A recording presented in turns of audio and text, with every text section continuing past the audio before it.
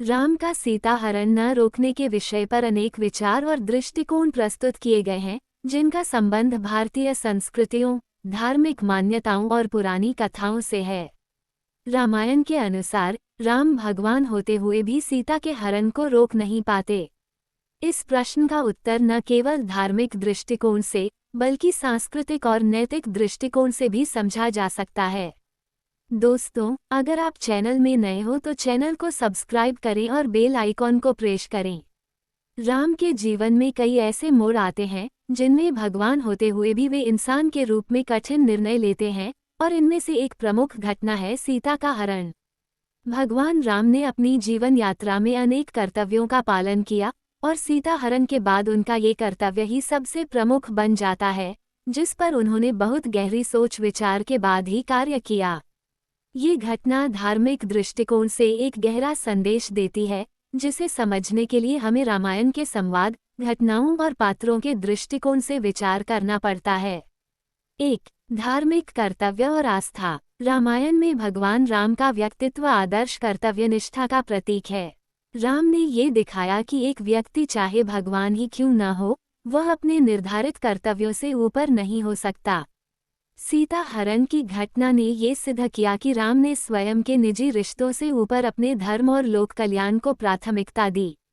राम के जीवन में कई बार उनके निजी फैसले उनके सामाजिक कर्तव्यों से अलग होते हैं। भगवान राम का ये कर्तव्य था कि वे धर्म की स्थापना करें, और धर्म के मार्ग में उन्हें कई बार व्यक्तिगत दुखों का सामना करना पड़ा। सीता हरण का कारण भी इसी कर्तव्य को निभाने के रूप में देखा जाता है, क्योंकि राम ने ये समझा कि रावण का अत्याचार और उसके द्वारा सीता का हरण धर्म के विरोध में था, और उसे नष्ट करना आवश्यक था। 2. सीता हरण और रावण के साथ संघर्ष। सीता का हरण रावण के द्वारा किया गया था, जो एक राक्षस था और धर्म के खिलाफ था। रावण ने सीता का हरण कर उसे अपनी पत्नी बनाने की कोशिश की, लेकिन राम के लिए यह एक चुनौती थी, क्योंकि रावण का वध करना उनके कर्तव्य का हिस्सा था। भगवान राम जानते थे कि रावण के द्वारा सीता का हरण एक महान युद्ध और धर्म की विजय की आवश्यकता का संकेत था।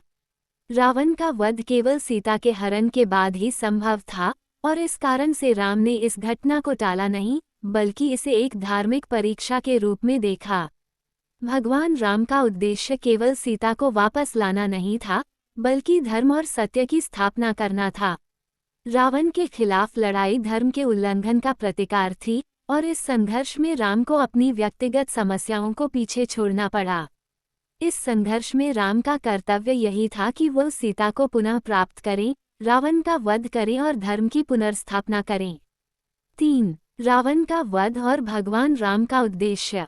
सीता का हरण रावण के हाथों हुआ, जो एक अत्याचारी राक्षस था। रावण ने सीता का हरण इस उद्देश्य से किया कि वो उसे अपनी पत्नी बना सके।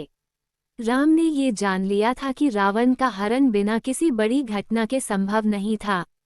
इसलिए राम ने सीता के हरण को एक बड़ी धार्मिक परीक्षा के रूप में लिया, जो अंततः रावण के वध का मार्ग प्रशस्त करेगा। राम के लिए यह कोई निजी बात नहीं थी, बल्कि यह एक कर्तव्य था। उनके द्वारा सीता का हरण होने देना एक प्रतीक बन गया कि रावण जैसे पापी का अंत निश्चित है, और इसके लिए समय का सही होना जरूरी था। इस समय तक राम का ये कर्तव्य था कि वह रावण से युद्ध करें और उसका वध करें, जिससे धर्म की पुनर्स्थापना हो सका। 4. राम का आदर्श पुरुष का जीवन। राम का जीवन एक आदर्श पुरुष का जीवन है, जो किसी भी स्थिति में अपने धर्म को नहीं छोड़ते। राम का प्रत्येक कदम उस समय के समाज में सबसे उच्चतम नैतिक सिद्धांतों के आधार पर था। भगवान राम के लिए धर्म, सत्य और न्याय सर्वोपरि थे। उन्होंने अपने निजी जीवन में कई कष्टों का सामना किया, लेकिन वह कभी भी अपने कर्तव्य से विमुख नहीं हुए। उनका जीवन ये सिद्ध करता है कि व्यक्ति को अपने कर्तव्यों के प्रति पूरी तरह से निष्ठावान रहना चाहिए, चाहे उसकी व्यक्तिगत परिस्थितियां कितनी भी कठिन क्यों न हों। राम ने ये भी सिद्ध किया कि किसी व्यक्ति को धर्म के मार्ग में निजी दुखों और कष्टों को सहन करना चाहिए। सीता हरण के समय राम ने जो निर्णय लिया, वह उनके जीवन के इस सिद्धांत का प्रतीक था। 5. सीता की परीक्षा और भगवान राम की विश्वास। राम ने सीता को खोजने और उसे वापस लाने का संकल्प लिया। उनकी प्रेम और विश्वास के बावजूद सीता को अपनी शुद्धता सिद्ध करने के लिए अग्नि परीक्षा से गुजरना पड़ा। ये घटना इस बात का प्रतीक है कि हर व्यक्ति को अपने सत्य और धर्म के प्रति पूरी तरह से निष्ठावान रहना चाहिए। राम के लिए यह आवश्यक था कि वे सीता की शुद्धता को साबित करने के बाद ही उन्हें स्वीकार करें। ये भी महत्वपूर्ण है कि राम ने ये कर्तव्य निभाते हुए सीता की शुद्धता की परीक्षा को स्वीकार किया, क्योंकि उन्होंने यह विश्वास किया था कि धर्म के मार्ग में कोई भी विचलन नहीं होना चाहिए। उन्होंने अपनी पत्नी को भी धर्म के सिद्धांतों के अनुसार ही देखा। ये घटना बताती है कि भगवान राम के लिए धर्म और सत्य से बड़ा कुछ नहीं था और उसी के आधार पर उन्हें निर्णय लेना था।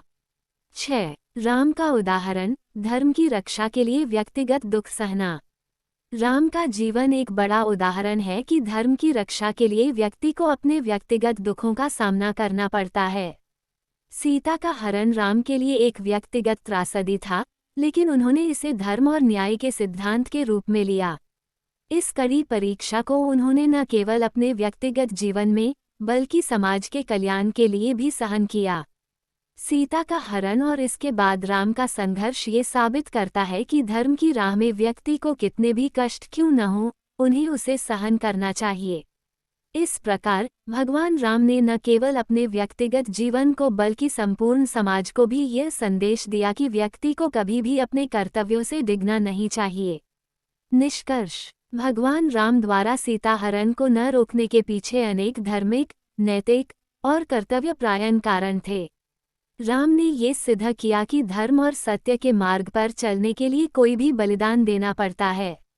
भगवान होते हुए भी राम ने अपने जीवन के हर कदम में ये दिखाया कि एक व्यक्ति को अपने कर्तव्यों का पालन पूरी निष्ठा और ईमानदारी से करना चाहिए, चाहे वह कितना भी कठिन क्यों न हो।